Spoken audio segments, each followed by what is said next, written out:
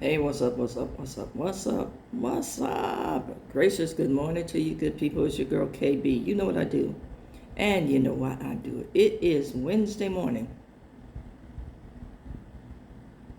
I'm letting that sit because I just need to have several seats this Wednesday. Just need to sit my happy behind down. I'm going to take this holiday weekend to regroup and to refocus. I can't be outraged about everything, although I am most of the time. Yesterday I couldn't be bothered. Just could not be bothered. Toward the end of the day, I had something happen with a young brother that shifted my focus into a place of hopefulness and not revolution. So I was happy that there was a shift in the energy. Anywho, let me just get into this madness. And why did the first line of 1999 pop into my head? Dearly beloved, that part. Anywho, so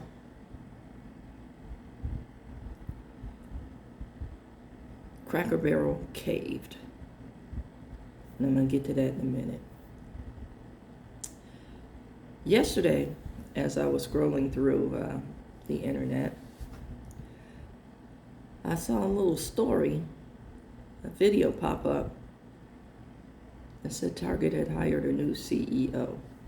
Had a picture of a black man. I'm thinking, wow, America does what America has consistently done. You know, whenever they offend, they get a black spokesperson. You know, somebody they say is from the community. You know, it's like if you think about the riots during the 60s, you know, they had the DJ Petey Green, they had James Brown, they had, you know, just other highly respected folks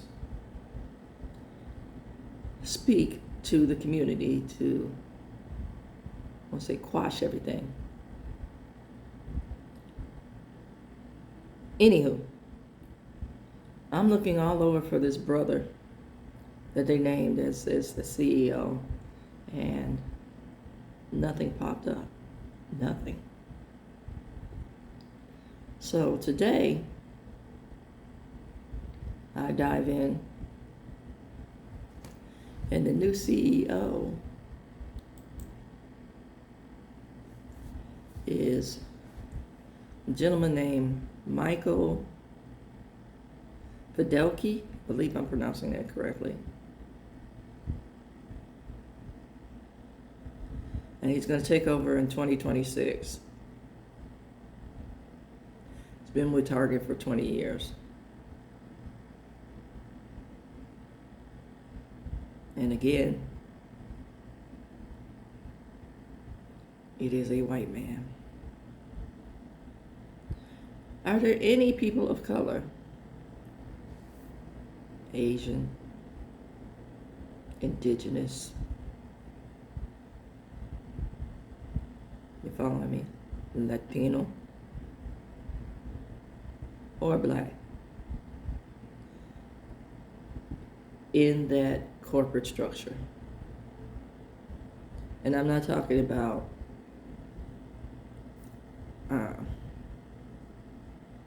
secretaries and whatnot. I'm talking about people that have a seat at the table where they make decisions. You know, you've done a mea culpa. You've apologized to the black community, and you're still courting our dollars. But you caved so quickly to the thing that made you unique, and that is the diversity in your representation. You folded like a house of cards because somebody who's definitely racist made some noise. Now let me get to Cracker Barrel, because that racist again made some noise Now, whereas Cracker Barrel has said it's just a rebranding to modernize, the said individual was talking about being woke, and hyped up the crowd, because they missed Uncle Herschel on the sign. And yesterday I told you about the meaning of the Cracker Barrel, the significance of the Cracker Barrel. And for those of you who missed that lesson, the Cracker Barrel was in the general store. It was actually a barrel full of crackers. And that's how they sold crackers back in the day, in a barrel, because they didn't break according to, what the historical context is. And that's how they were shipped. But the name Cracker Barrel has nothing to do with the shipping of crackers. The name Cracker Barrel, historically, the context, the symbolism is, that's where the white property owners got together. It's like the water cooler for the day. And black people had a place to enter the store, a time to shop, and were treated any old kind of way when they went in. They had fees attached to their purchases, and heaven helped them if they were even considered for a line of credit, because the interest rates were usurious. Yeah. It's time to wake up to the injustices. So because people were making noise about nostalgia, how many people who were making the noise have been in a Cracker Barrel is a whole nother story. But because the move messed with their sense of whiteness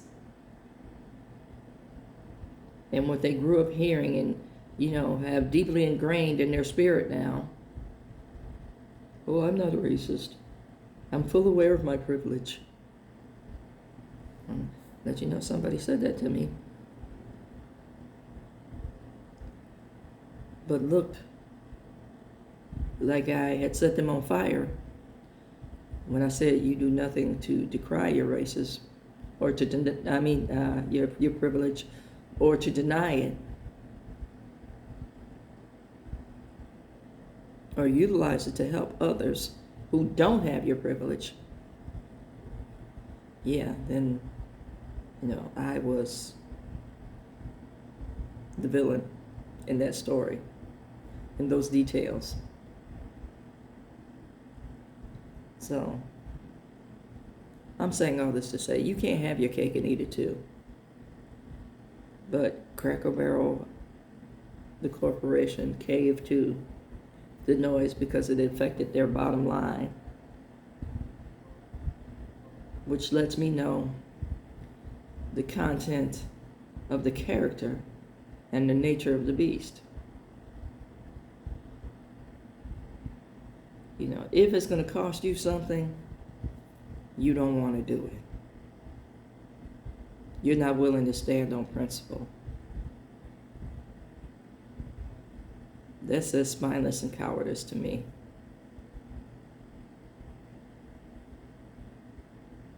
Now, on some levels, yesterday, I also had conversations about this very topic when this brother said, I'm going to go home and watch the football game. So, you going to watch the football game? Knowing that I used to be a rabid football fan. I even had the sports package that had the NFL extras on my cable network. I said, no, I have not watched football since Kaepernick. and they started to have a conversation with me about it. And I talked about CTE and, just how arbitrary, this blackballing was. And it was more significant for Kaepernick because he was raised by a good white family.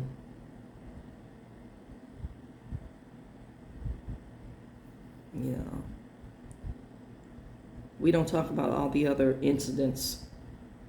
The more, I don't want to say silliness, the more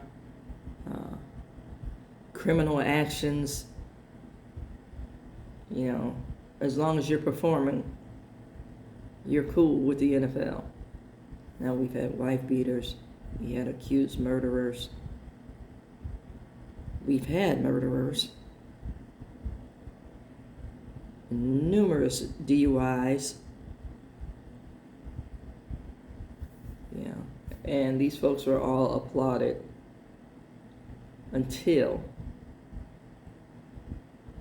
the public outcry. Then they were vilified and pushed out. And, that's, for me, symbolism or symbolic of the old Mandingo fights. And I want to say one of the biggest culprits that stands out for me in this mess as far as the NFL is concerned, America's team, Mr. Jones.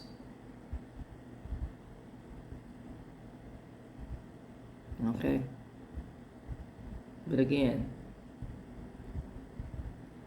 Cracker Barrel has caved, and they went back to their old logo. And it's funny, the stocks went up again as soon as that announcement was made.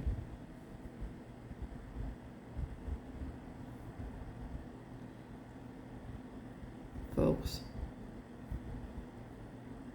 now I am talking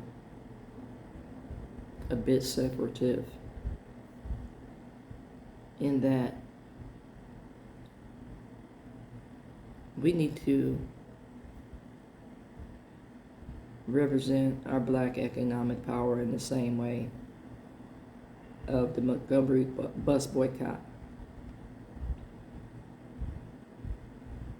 Everything that we do matters. And for the most part,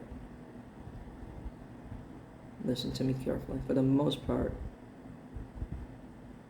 there wouldn't be any capitalist, I want to say elevation, without the work. So now we need to discuss taxation without representation. Isn't that part of the American fabric?